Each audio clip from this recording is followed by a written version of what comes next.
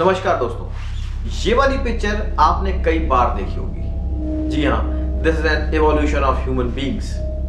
पर अगले 10 से 20 साल में ये इमेज पुरानी हो जाएगी और अपने नए वर्जन से रिप्लेस हो जाएगी, क्योंकि next 1 or 2 decades we will see a new form of human beings जिसका नाम होगा होमो nouveau.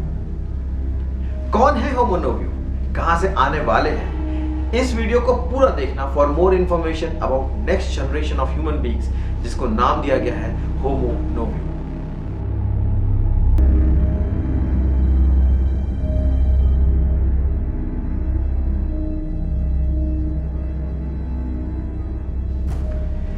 All good things must come to an end, and so we Homo sapiens are no exception. Evolution of humans started somewhere around 7 million years back. That was the time जब different versions of humans एक साथ इस अर्थ पर अपने existence की लड़ाई लड़ रहे थे। As per मिलानकोविच ऑर्बिटल साइकिल, इसके बारे में एक सेपरेट वीडियो बनाऊंगा, बट फिलहाल इसका नाम ध्यान रखिए, Milankovitch orbital cycle. That cycle occurs approximately every 41,000 years. As per researchers, ये साइकिल 41,000 years के इंटरवल पे होती है in every 1 to 3 million years.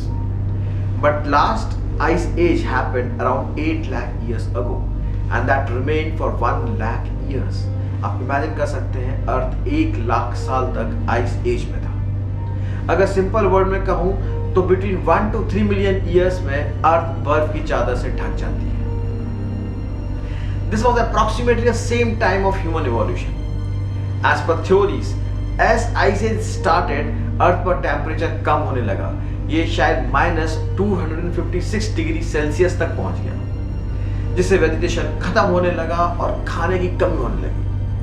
Eight time different human species जो अलग अलग कॉन्टिनेंट्स में रिसाइड कर रही थी, सब इक्वेटर की तरफ मूव होने लगी, बिकॉज वहां पर टेम्परेचर थोड़ा ठीक था। So they move there in search of food and to save themselves from extreme temperature.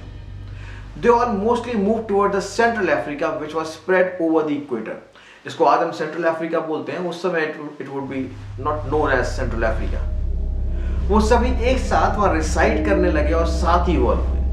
Finally they evolved to the wise human that is known as Homo sapiens, जो हम आज हैं। दोस्तों, अगर आप आइस एज में होते तो क्या करते? मैं तो यार मैकडॉनल्ड के बर्गर्स और फ्राइज को बहुत सारा स्टोर करके रख लेता हूँ और पूरा आइस एज घर में बढ़िया मैकडॉनल्ड की चीजों को एंजॉय करते हुए बिताता हूँ।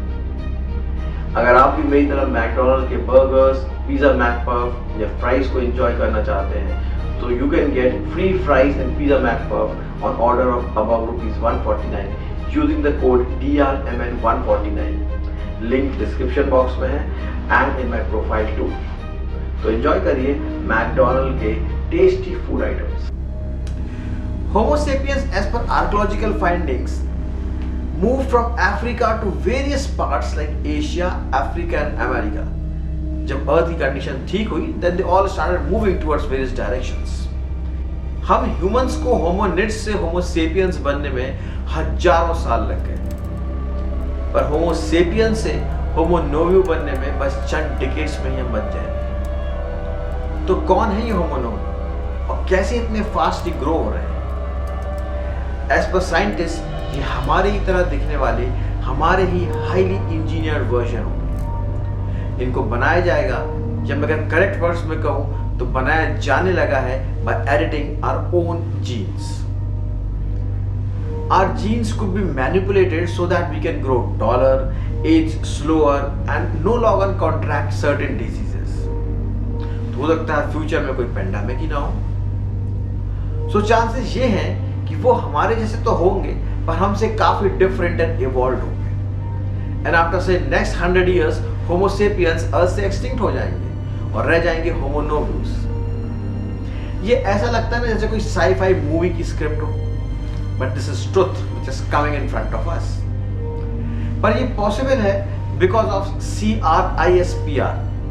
नहीं, ये कोई साइबॉर्ग का नाम नहीं है, बल्कि this is clustered regularly interspaced short palindromic repeat technology. इसी टेक्नोलॉजी की मदद से Homo novus are getting ready. In other words, genetic editing. इस मेथड को यूज करके वी कैन ऐड, रिमूव और alter particular locations in our organisms DNA. हम इन सोमैटिक सेल्स में एडिट करके ह्यूमंस को सेव कर सकते हैं from different diseases and we can alter lot many things and enhance the human body. इस मेथड से हम अपने एग्स या स्पर्म्स को मॉडिफाई करके अपनी आने वाली जनरेशन के लिए पहले से सब कुछ प्लान और स्ट्रेटेजाइज कर सकेंगे। जैसे कि आप प्लान करोगे कि आपकी बेटी या बेटे की हाइट कितनी हो, उसके स्किन का कलर, बालों का colour, eyes, how intelligent he और she must be, etcetera etcetera and etcetera. तो आप इमेजिन कर सकते हो आज से 10 से 20 साल बाद जब लोग बेबीज प्लान करेंगे तो उन्हें शायद अपनी पसंद का बेबी मैन्युफैक्चर करने के लिए कोई ऑनलाइन फॉर्म भरना होगा जिसमें वो अपनी पसंद के डिटेल्स भर सकेंगे। बट क्योंकि आप अपने ही जीनोम्स को एडिट करोगे, most of the qualities will be that which you will possess, but you can always enhance those qualities, and that's the reason they will be called Homo novus and not the Homo sapiens. ये जितना simple सुनने में लग रहा है पर शायद इतना सिंपल होगा नहीं, because of the wide variations in the DNA structure। जो भगवान ने हमारे DNA structure बनाया है that is spread in a wide variety, so इसको करना इतना शायद सिंपल नहीं।